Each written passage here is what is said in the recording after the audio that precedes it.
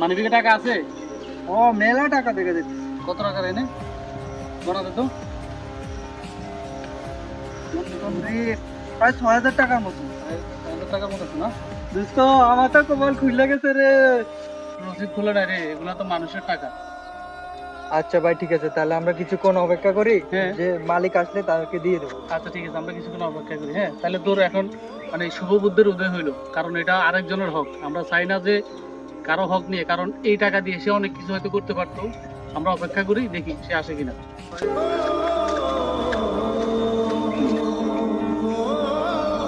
ভাই দাঁড়ান দাঁড়ান দাঁড়ান, কি খুঁজতেছেন আপনি? ভাই আমার একটা মানিব্যাগ হারানো গেছে। কি বলেন, খুঁজে পাচ্ছেন না? এই তুই একটা মানিব্যাগ পাইছিলি মনে হয়? ও ভাই, একটা মানিব্যাগ আমরা কোথায়? ও, আচ্ছা এটাই তো। আপনার মানিব্যাগে কি কি ছিল? ভাই কিছু টাকা ছিল, কিছু কাগজপত্র ছিল, আমার এনআইডি কার্ড আছে। আপনার নাম কি? মোহাম্মদ জাকির হোসেন। জাকির হোসেন না? দেখি আইডি কার্ডে।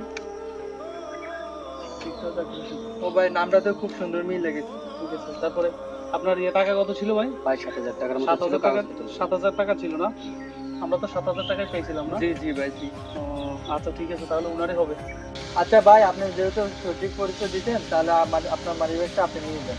ধন্যবাদ আপনাদেরকে, ধন্যবাদ। আপনারা যদি মানিব্যাগটা ফেরত না দিতেন, আমার পুরো মাসের স্যালারি, আমার বাচ্চার ওষুধ খরচ, আমার ঘর ভাড়া টর ভাড়া নিয়ে ৭,০০০ টাকার মতো মানিব্যাগ। আচ্ছা ভাই, আপনার ধন্যবাদ দেওয়ার প্রয়োজন নাই।